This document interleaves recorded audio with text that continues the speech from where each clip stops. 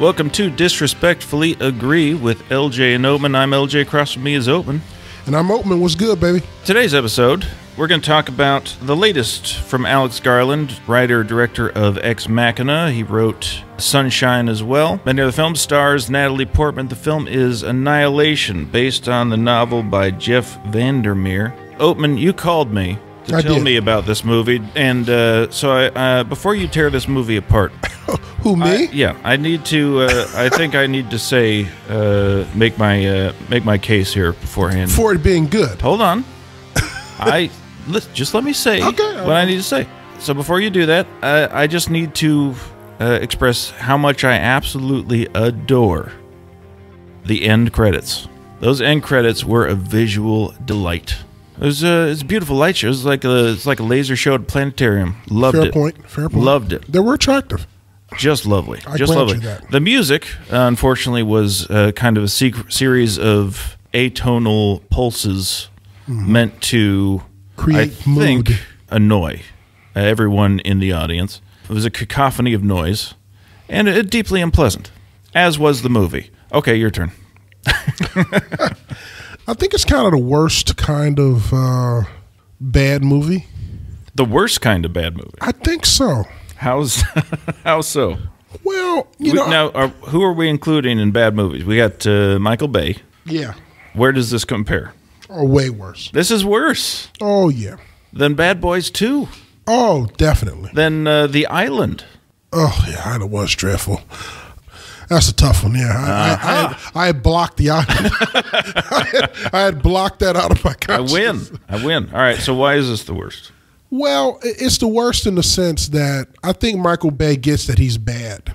Okay. I think he knows that he's a cheap dime store merchant selling you titties in a storefront window. Okay. I think he gets that. I think he gets that he's the junk food version of cinema. I think he is in some way in on that joke. All right. So I appreciate that at a certain level. I think that this is one of those bad movies that thinks that it's important, that thinks thinks that it's deep or it has something to say. Isn't it? Maybe I don't know. You know, it reminded me of. I just saw a movie with you. What's the one where the aliens are behind the glass? And It's The Arrival. The Arrival, which I thought was decent. Thought The Arrival was pretty good, but I think it thinks that it's The Arrival, but really it's like dime store schlock. It thinks it's a really good, important movie saying important things, but no, you're just leaving the camera on people's faces longer in these meditative poses. But you're not really doing anything new, anything creative. Come on, that's what 2001: Space Odyssey did. But that was a good movie. Was it? Yeah. Why? Because it was awesome. What do you mean, That's why? not a great reason. What are you talking about? It spawned a genre of film.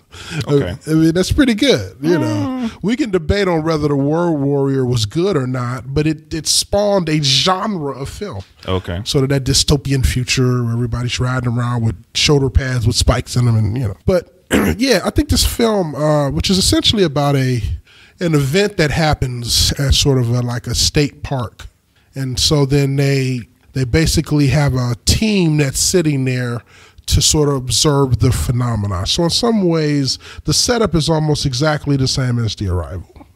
Sure. But the one thing I appreciated about The Arrival is it really felt like what I think that would look like if it would really happen. Like there would be military people there. But that was the intent of that film. That's not the intent of this one. That's not what he's trying to do. I don't know what the intent of this film is. So you may be absolutely right. I couldn't discern an intent.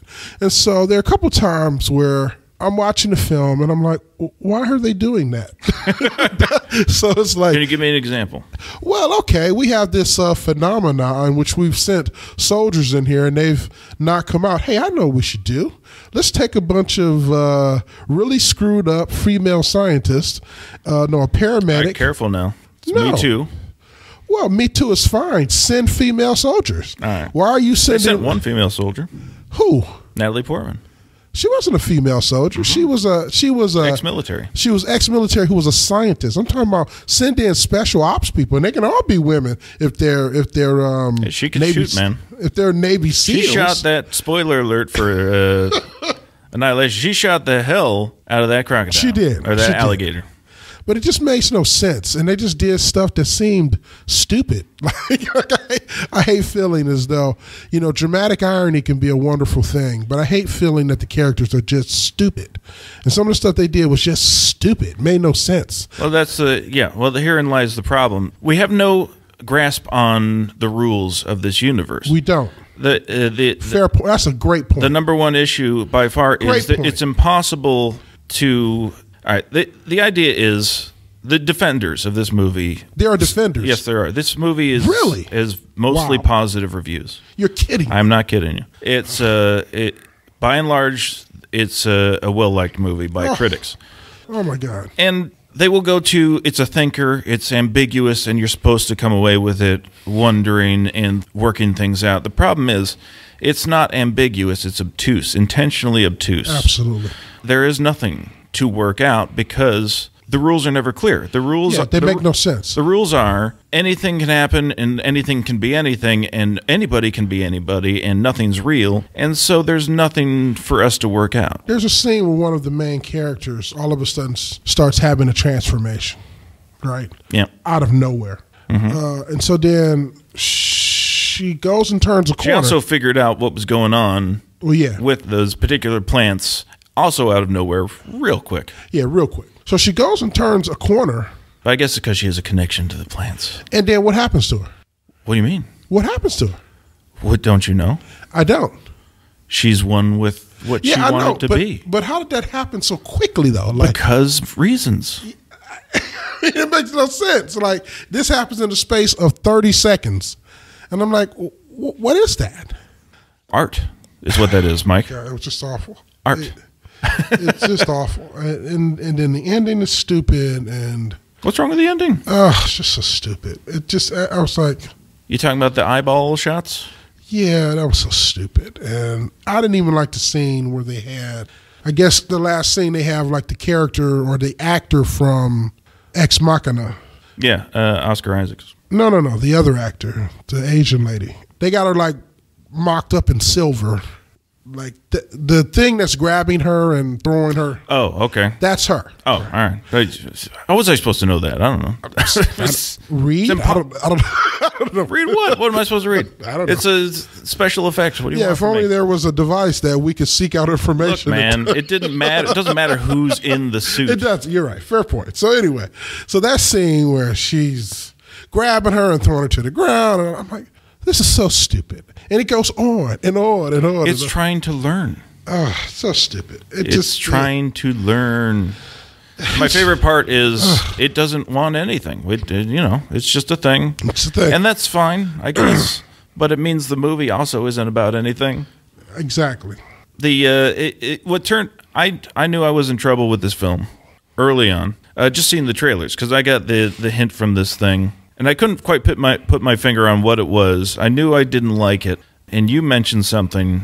We talked very briefly about this. You mentioned that Star Trek has ruined you for movies like this because you can see what's coming. And that's when it hit me. Oh, this is the kind of thing Brannon Braga wishes he could write on his best day. But he's a good writer. No, he's not. I don't understand. No, we can't get into the debate on that. But Brannon Braga is the great writer from Star Trek Voyage. No, all right. Let me just say my version. Oh, you're distorted. Brannon Braga is one of the worst things to happen to Star Trek. He has written the worst episodes of Next Generation. He co-created Voyager and wrote a ton of those episodes, which were also terrible. You're welcome. And oh my God. You're welcome. And what he does, what he loves to do, what this movie Annihilation does is it takes the tropes and ideas of like Arthur C. Clarke. Show your work.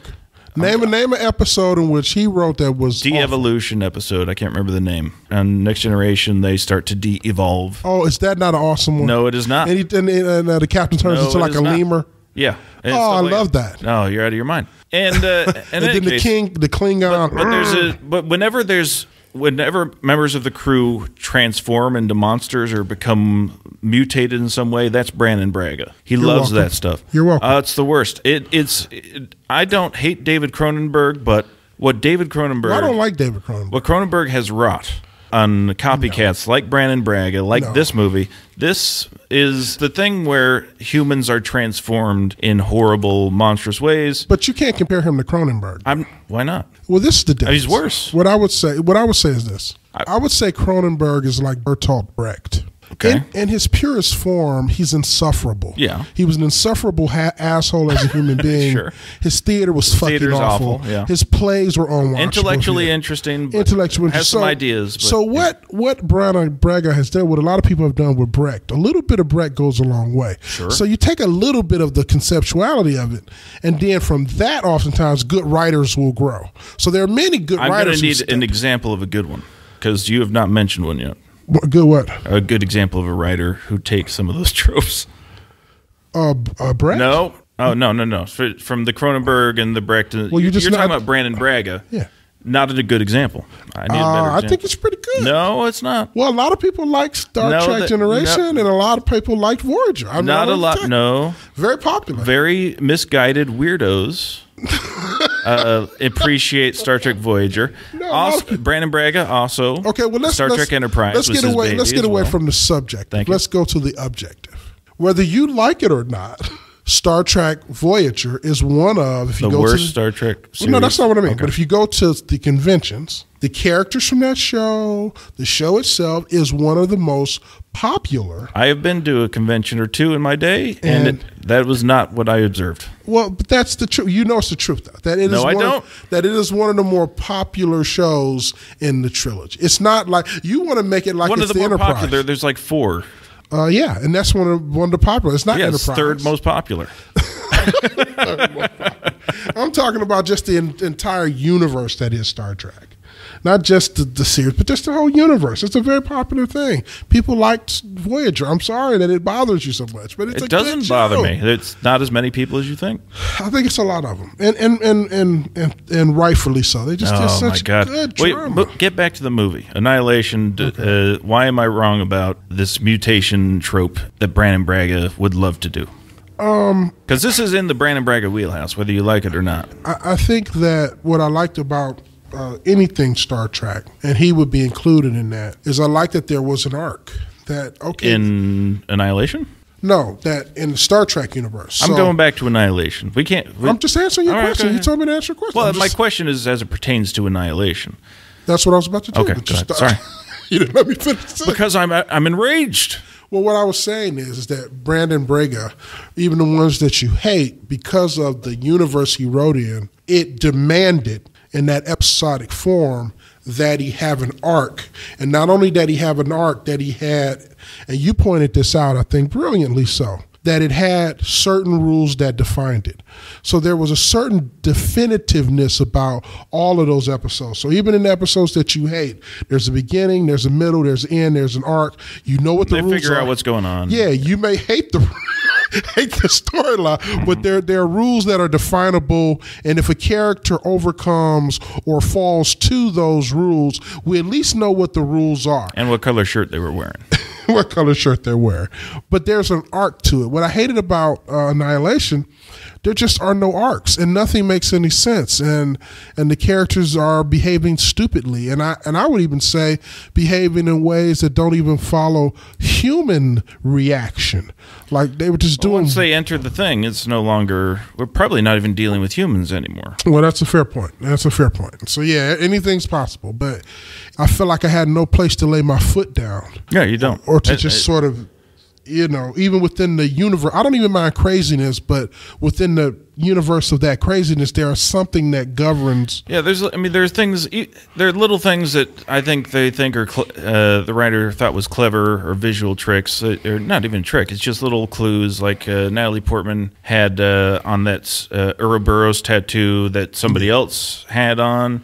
Yeah. Suddenly she has it. Oscar Isaacs had a tattoo that was never mentioned, but he didn't have it previously, and none of that is ever.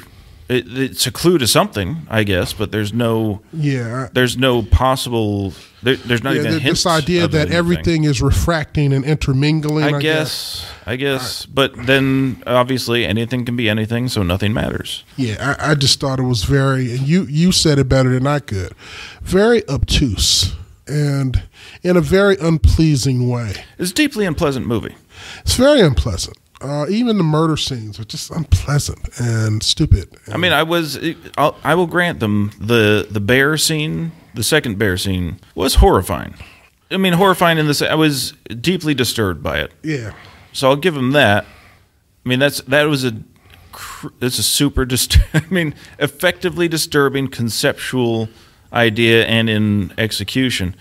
But also at the end of the day, it didn't matter. Nothing amounted to anything. I'm also, I must admit, this is the traditionalist inside of me.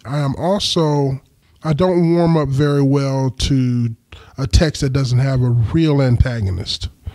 You know, those aren't great. Like I can do some of them. Like I don't mind. So every now and then you'll get one of those man versus nature kind of things, where there is no real antagonist. Like Castaway. Yeah, the antagonist is essentially just for you to survive, and you're fighting against conditions. I can even go for that. But with this, there is no antagonist because nothing makes sense. I mean, the Shimmer is technically the antagonist. I guess. But is it? I mean, maybe. I don't know. I mean, that's what they're there to do, is to... But it's a very unclear, undefined... Yeah, the goal is unclear. It's a recon mission, but also not. Yeah, also not. It makes no sense to me. And then you have these beings that seem to be sentient, but they're sentient and don't want anything. Well, how does that make sense? How can you be sentient and not want anything? Unclear if it's sentient, though. Well, they're definitely sentient. I see what you mean. I was thinking of the bodysuit again. Yeah. Unclear if that's sentient, but I guess, it's unclear who anybody is, if there's more than anything. And I mean, after we saw the video with the husband, so that's a sentient being. So I guess so, yeah. So they're sentient but don't want anything, but they're clever enough to pass as human. Well, that doesn't make sense. Are they trying to pass, or they just are what they are? I guess I don't know. I mean, I don't even know how to answer that question because it was such a stupid movie. I was like, man, this is stupid. And then they throw in an affair in there. I'm like, who gives a crap? I mean, we got a Shimmer that's about to eat up the world. I don't care about. That was the best scene in the movie. I guess maybe I don't know. I thought it was a deeply bad movie, and it's a movie that didn't know it was bad. Like at least movies that know that they're bad, they at least give you cheap thrills. I respect Michael Bay by saying, "Look, I'm a horrible writer. Let me blow something up. I guess let me throw some breast at you and blow something up." Oh, okay. At least you're trying to give me something. You can't give me talented writing. At least you give me some explosions, I didn't even really get this. But the explosion, I mean, all the Michael Bay comparisons, those explosions amount to nothing. And ultimately, there's so many of them that it's just, at a certain point, becomes... I agree. Just one giant nothing. But at least you give me that. At least Here, you give me... we have the same thing. It's just at least you give intellectual... Well, no, but it's paced like a serious novel, like those scenes where we're sitting there watching her thinking, and then the camera pans down. You don't get that in Michael Bay. Michael Bay is speed and pace. No, I got you. It's the intellectual and artsy fartsy antimatter to keep the Star Trek train rolling. It's like the antimatter. That's the exact same thing, and you put a Michael Bay movie and this together, and they add up to exactly nothing. To annihilation. To annihilation. And they both disappear. Yeah. So, and I don't know what Natalie Portman is doing. Honey, come on. Really? No, she was in Thor 2. So? Thor 2 was good. No. Yeah, Thor 2 was good. Oh my God. Yeah, I mean, it wasn't the best ever, but it was decent. We don't have time. It was decent. Thor 2, I couldn't imagine it being worse than the first one. It was decent. Oh my God, what a mess. Anyway, any final thoughts on Annihilation? No. Other than it should be annihilated. Okay, fair enough. So that does it for us in this episode. We'll talk at you next time.